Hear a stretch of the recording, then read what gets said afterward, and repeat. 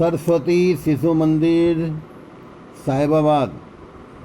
कक्षा पंचम, विषय इतिहास, पाठ 5 भारतीय समाज में नवजागरण, विषय आचार्य हरिराम।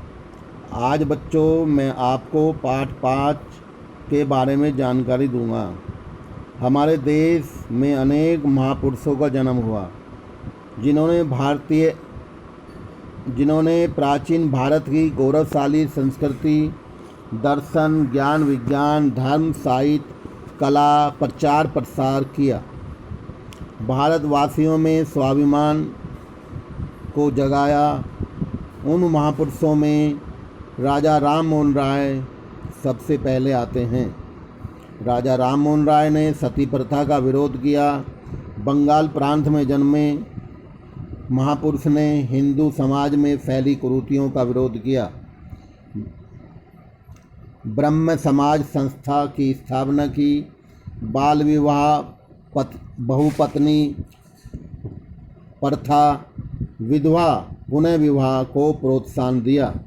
स्त्री शिक्षा पर जोर दिया और उन्हें संपत्ति का उत्तराधिकारी भी मिले, इसके लिए भी उन्होंने काफ़ी संघर्ष किया। उनके बाद नंबर 2 आते हैं स्वामी दयानंद सरस्वती। स्वामी दयानंद सरस्वती जी ने धार्मिक एवं सामाजिक सुधार का प्रभावशाली आंदोलन चलाया। वे वेदों को परम सत्य मानते थे। उसके बाद उन्होंने सारे देश में वेदों का प्रचार किया, यात्रा की। 1875 में मुंबई में आर्य समाज की स्थापना की। करने के बाद उन्होंने जाति प्रथा, बाल विवाह, स्त्रियों का पुनः विवाह का समर्थन किया। दयानंद जी के बाद स्वामी श्रद्धानंद जी ने आर्य समाज में विचारों का जन जन तक पहुंचाया।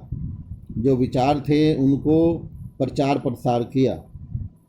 ईसाइयों ने धर्मांतरण के कार्य करते थे, उसको श्रद्धानंद जी ने रोका।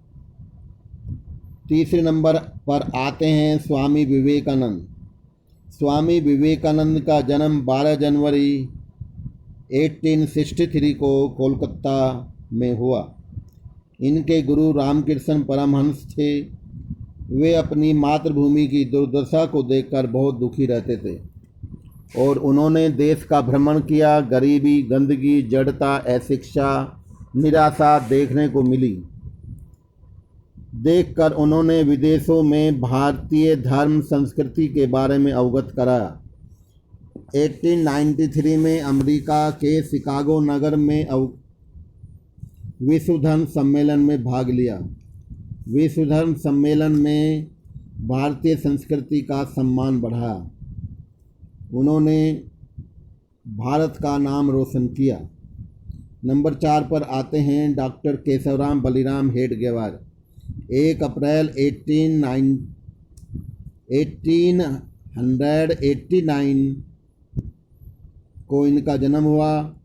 अपनी डॉक्टरी की पढ़ाई MBBS पूरी करने के बाद समाज के काम में लग गए। राष्ट्रीय स्वयंसेवक संघ 1925 को नागपुर में स्थापना की। RSS की स्थापना की। वे क्रांतिकारी देशभक्तों में से मिले, समाज को संगठित किया। इनकी यही भावना राष्ट्रीय स्वयंसेवक संघ के रूप में प्रकट हुई। आज विश्व का सबसे बड़ा संगठन है। आपके अंदर देशभक्ति कूट कूट कर भरी थी। उन्होंने RSS का बहुत बड़ा संगठन खड़ा कर दिया। उसके बाद आते हैं महामना मदन मोहन मालवीय। 25 दिसंबर में जन्मे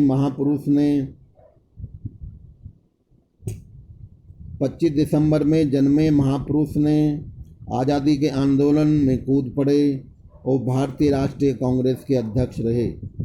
मालवीय जी ने समाज में अशिक्षा की बीमारी को दूर करने की ठानी। अनेक बुराइयों को दूर किया।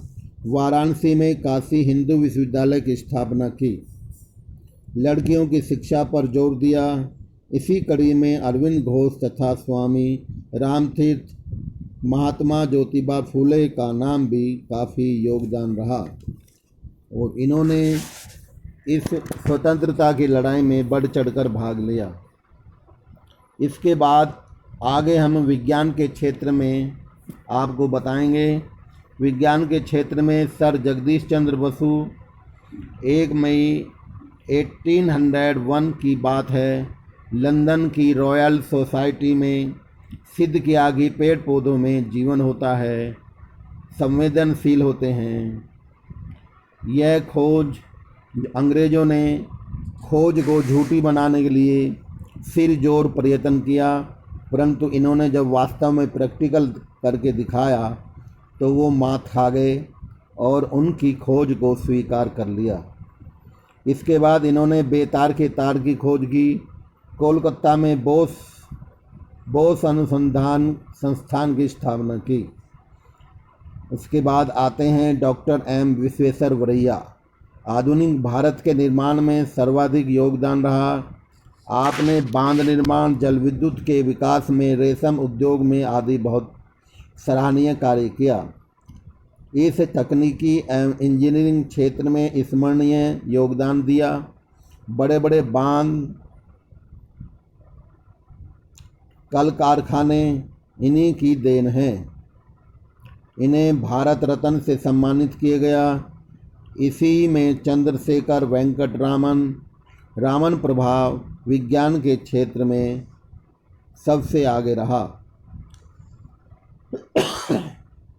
डॉक्टर बीरबल साहनी लोहा, कोयला, खनिज पदार्थों, पत्थरों, नदियों का उपयोग बताया तथा इनकी खोज भी की। आगे चलकर ये वनस्पति शास्त्र के वैज्ञानिक बने। डॉक्टर होमी जहांगीर भाभा जी ने भी परमाणु ऊर्जा के क्षेत्र में महान कार्य किया। परमाणु शक्ति का उपयोग शांतिपूर्वक विकास कार्यों में लगे रहे। आपने देश का गौरव तथा स्वाभिमान का भाव भी जगाया। इन्हीं कर्मवीरों तपस्वियों का फल मिला जो आज देश यहाँ खड़ा है।